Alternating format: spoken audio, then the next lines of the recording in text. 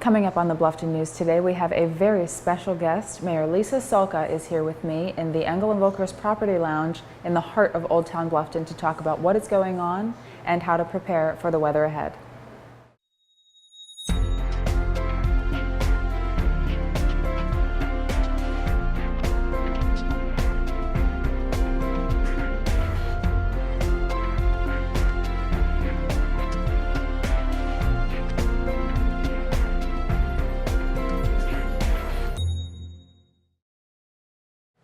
I am fortunate enough to be here with Mayor Lisa Sulka of the Town of Bluffton. Mayor Sulka, thanks so much for joining me. Thank you for asking. Oh, absolutely. It's my pleasure. So I really want to talk about, we're sitting in one of the newer businesses in Old Town, right? And it's not the only one. I mean, things are happening all over this area, and it's really not an accident. Tell us about where we are as far as the development of Bluffton. Well, it really isn't an accident, and it all started around in the early 2000s. So let's just say 2004. That was 13 years ago.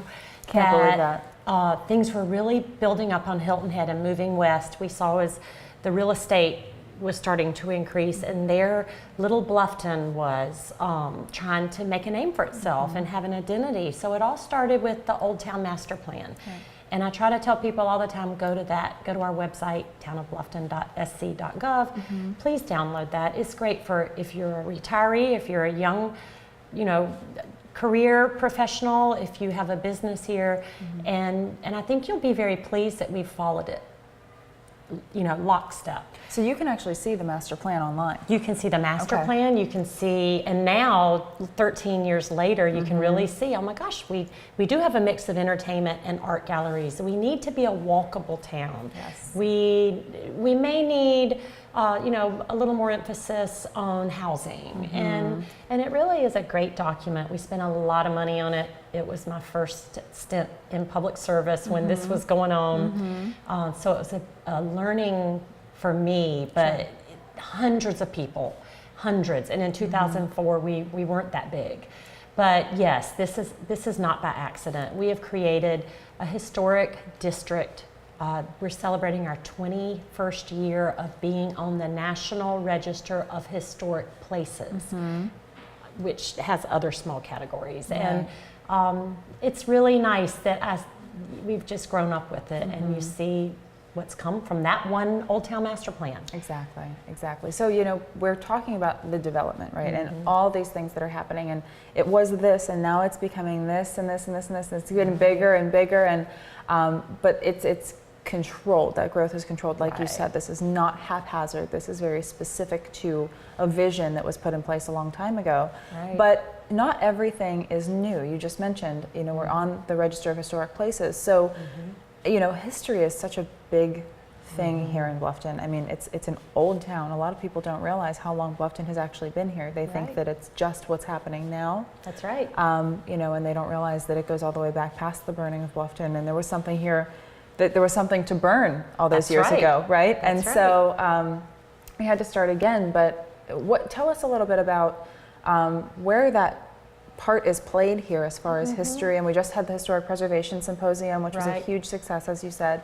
We were talking earlier off camera. And so, you've just, the town has just acquired that Wright property as well. So tell us a little bit about the significance of that as we move to being something that's new, but also with a foot in history. Well, the town became a town in 1855.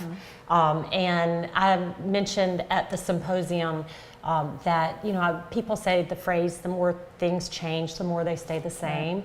Well, for 200 years, we're no different than we were 200 years ago. People were moving here for our river, for the climate, for the small, unique quirkiness of a town, and the faces have changed, but it's still for the same reasons. We've acquired a lot of property this past year.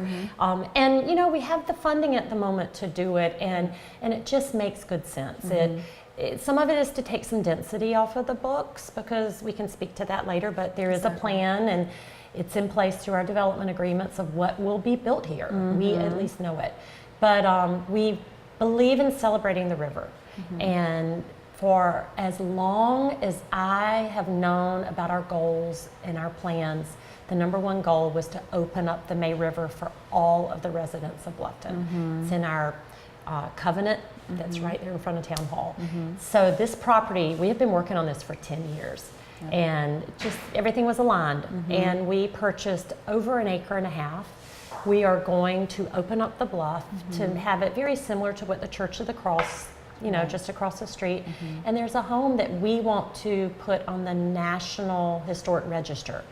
Right now, the Church of the Cross is the only property on the National Historic Register.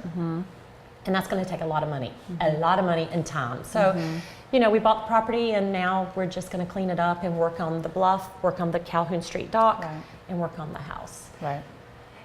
Speaking of the growth, though, I think it's really important to know this started back in the 90s when Palmetto Bluff annexed into the town.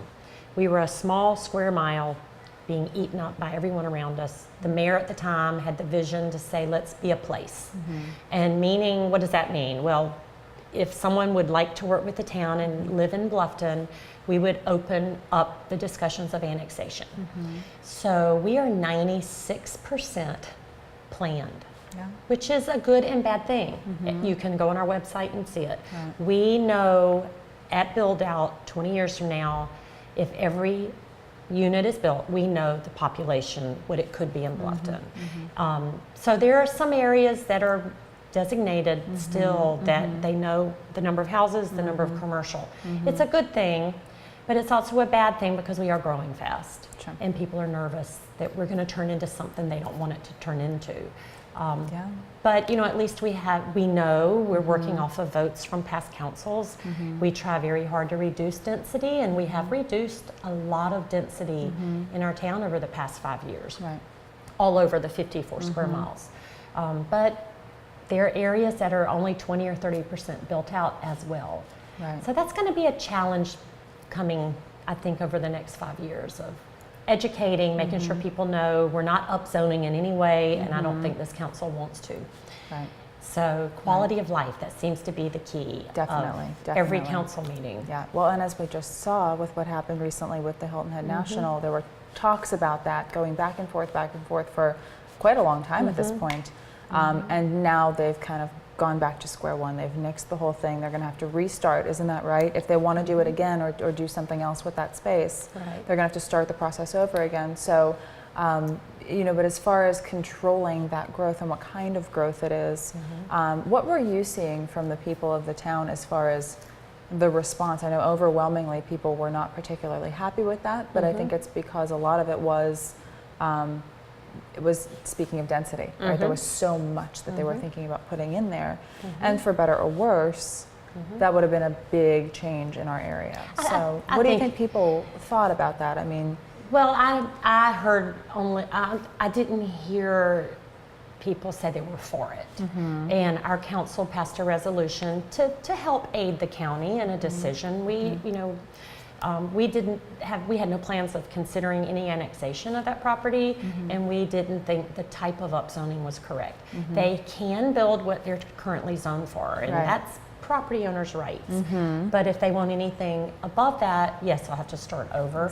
If anybody in our 96% of our town that wants something more than what the development agreement offers, okay, they too have the risk of opening up a development agreement, and I can assure you it will be what can we cut, you know, and what can you help to enhance our quality of life with our residents.